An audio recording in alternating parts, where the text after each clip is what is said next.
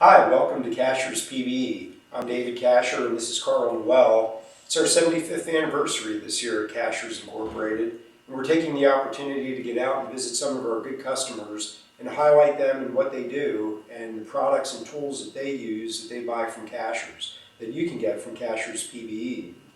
We're at East Coast Muscle Cars today down in Craley, and we're going to highlight Lonnie Gordon's shop, some of the great stuff that he does on 60s muscle cars using our products and using some of the tools and equipment that you can find on CashersPBE.com. This product here is called Rust Defender. It's made by a company called Clausen. It's basically a sprayable polyester.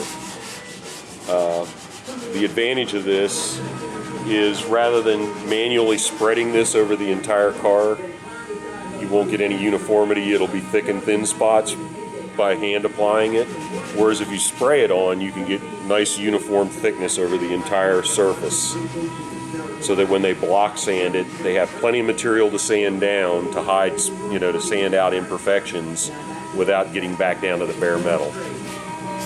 For example, this would be a product 4004S or 33430S. It's a primer surfacer.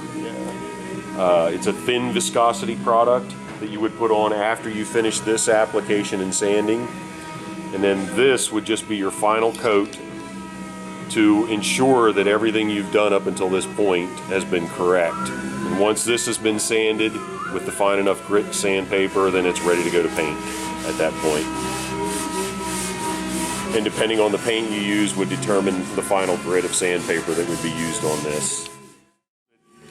Because of this type of car and the age of this car, that this quarter panel cannot be replaced. You can't buy it anywhere.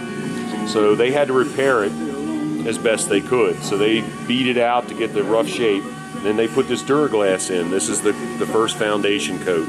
You can build this pretty thick because of the nature of the beast with the strands of fiberglass in it. So they build it up to get it roughed in shape.